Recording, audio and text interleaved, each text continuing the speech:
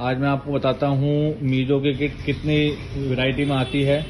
तो आप ये ब्लैक वाली किट ये देख सकते हैं, ब्लैक डब्बे में जो आती है ये आपकी मीजो प्रीमियम होती है, ये देखिए।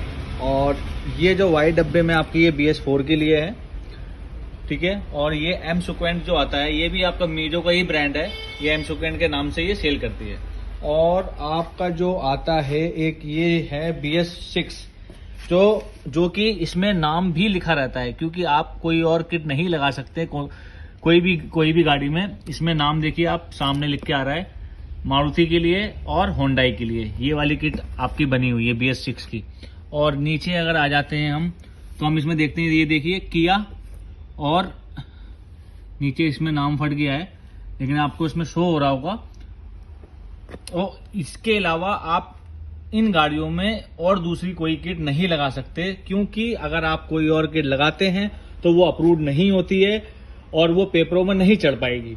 BS6 की जो किट होती है उसमें बाकायदा पीछे से कंपनी लिख के भेज रही है कि आपकी कौन सी किट आपकी गाड़ी में लगेगी। तो ये आप जरूर देख लें। अगर कोई भी आपको ये कहता है कि हाँ नहीं कोई भी किट इसमें लग जाएगी मीजो की, तो वो आपको गलत सजेस्ट करता है। तो ये आप देख सकते हैं मीजो प्रीमियम, ये मीजो OBD2, और ये भी आपकी OBD2 है।